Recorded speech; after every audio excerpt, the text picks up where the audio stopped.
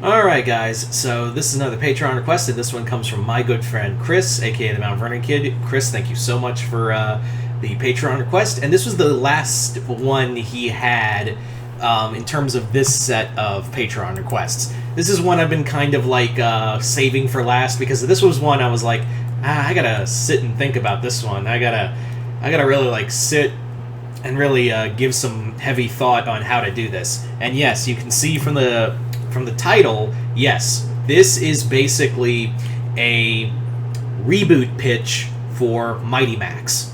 Now, if you guys don't know what Mighty Max is, Mighty Max was a show in the 90s that was based off of a toy series that was from the creator, from Mattel, who also created Polly Pocket. It was meant to be like Polly Pocket toys, but for boys.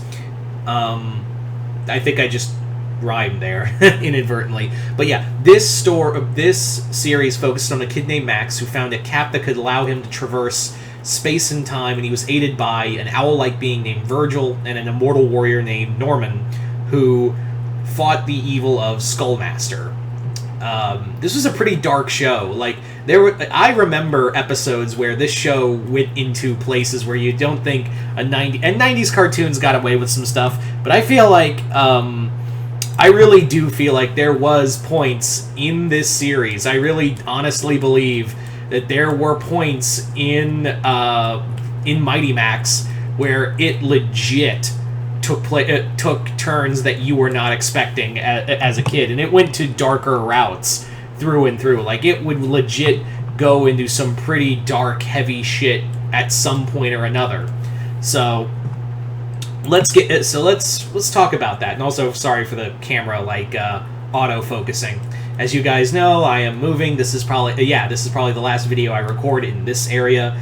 So yeah, might as well go out with some Patreon requests. Right? Might as well go out with this chapter of the story with some Patreon requests. Am I right? But anyway. So, how I would do a reboot of Mighty Max is probably, first off, I'd age Max up to because he was like 10 before, but I would say 13 or 14 years old. I would definitely have that be the case. I would have it that the story is that he is being raised by his mom, by his single mom, and he does get the cap that teaches him through hieroglyphics how to use the hat to begin with. However, this would be a kind of a deviation, because like at first it'd be like, why is there a hat and why does it have ancient Egyptian for hieroglyphics? Yeah, it's this magical cap, and I'm like, the cap has always been like 1,000 years old. Why is it a cap? Something that shouldn't exist until the 19th century. So already Max is like confused by this, and by this point, this is when Virgil and Norman arrive. Not to recruit Max because he's the chosen one. It's because they want that shit back. They want the hat back, and it was never meant to go to Max or anyone. It was supposed to go to them. It was supposed to be sent to them, but the courier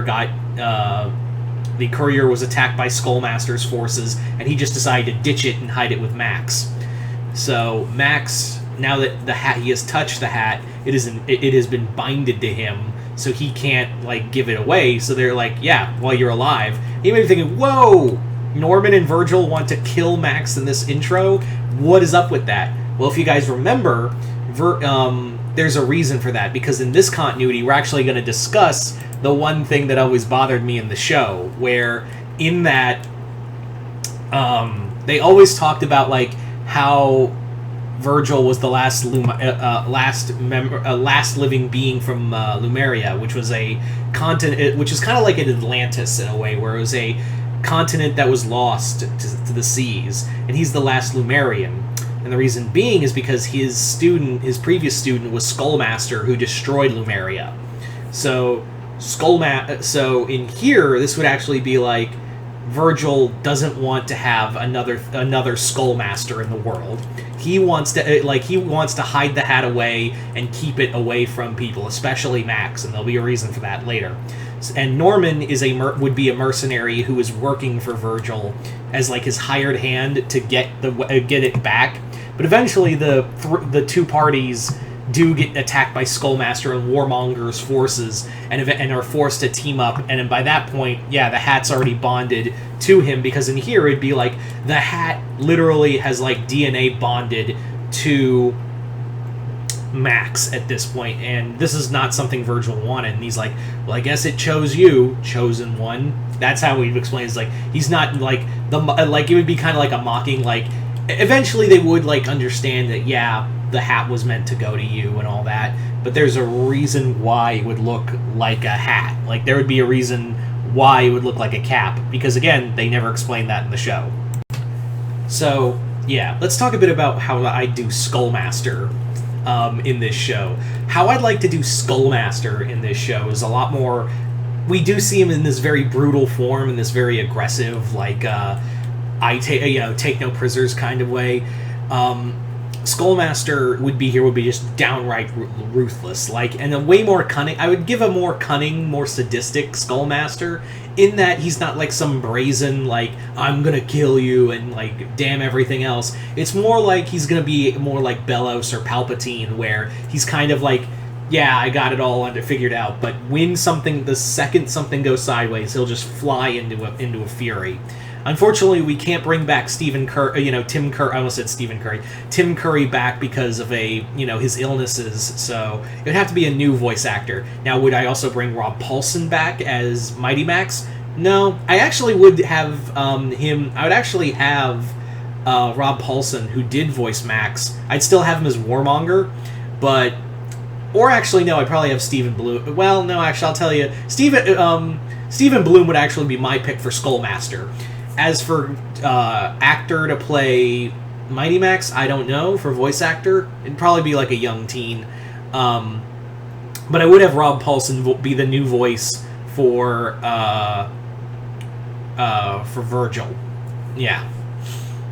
Anyway, but for Warmaster, I would definitely have I don't know if I'd have Norman be voice because I want Clancy Brown to voice either Warmaster or Norman. I don't know. What do you think would be better for Clancy Brown? Do you think he should be Norman, or do you think he should be Warmaster? I mean Warmonger. I kept saying Warmaster. I meant Warmonger.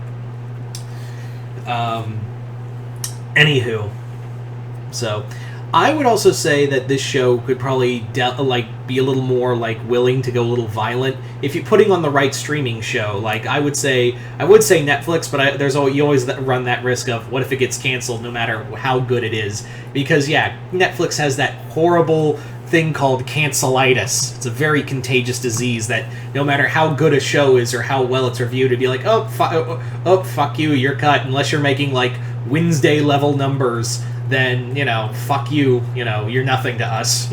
If you're not Stranger Things or Wednesday, yeah, don't even bother. Our animation department, oh, you think we have a functional animation department? That's adorable.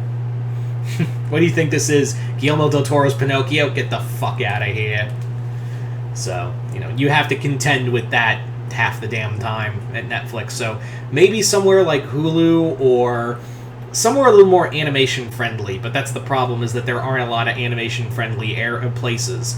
And also, I don't know where the rights the rights stay with Mattel, I believe. I think they do own Mighty Max. They're the ones who own the rights to Mighty Max, so they can probably pick and choose where they can go. But getting back to the point, how I would like to explain the cap, because they never really gave, as far as I remember, they never really gave a proper explanation for the cap itself. So how I would explain the Mighty Max cap is that it was actually created by Maximus, like it was said to in the show. But here's the thing, Maximus would be Max from a future timeline. So he would go back in time to travel and forge the cap. And the reason why he chose the cap, because he remembered it. Like, he's literally creating himself. Like, that's how he would do it, is that, he makes it look like a baseball cap, because that's how he remembered it so long ago. So he forges it, because at this point, Mighty Max would probably be God level when he becomes Maximus. And that's the other thing, is that Virgil would be kind of I don't trust this Maximus guy, and also you know, Skullmaster was supposed to be like the chosen one, and I thought I chose wrong. You know, kind of like a Tai Lung thing from Kung Fu Panda in a way. Yeah, I would also really love to play with the trauma. You know, the shows have now been getting into like the traumatic experiences, some to varying degrees. But yeah, I would, because Mighty Max went through some Max went through some really traumatic shit throughout the entire show. So I'd really like to be like, yeah, no, this stuff happening to a young boy, seeing monsters trying to kill him and his family. Who, by the way, I would have his mom, like, wait, because his mom in this show is like, oh, that's cool, hello Virgil, hello Norman, have another adventure. It'd be like, no, my son is in danger constantly because you fuckers keep coming around, and I am afraid my son's never gonna go through that portal and never come back. So, you know, things like that. I'd actually like address the shit that we didn't address in the 90s. So there you go, guys. That is pretty much that's a quick take on a Mighty Max reboot. But you guys tell me in the comments below, what do you guys think of this Mighty Max reboot, and how would you do it? Once again, I'd like to thank my good friend Chris, aka the Mount Vernon Kid, for this. And other than that, thank you for your continued patronage. And as always, if you'd like to have a Patreon request done, just hit the link below. Head on over to my Patreon, where you guys hit the 4th tier and can start sending requests for videos to do here on YouTube. But other than that, hope you all enjoyed this. I'm Mr. Multiverse. I'll see you next time in the Multiverse.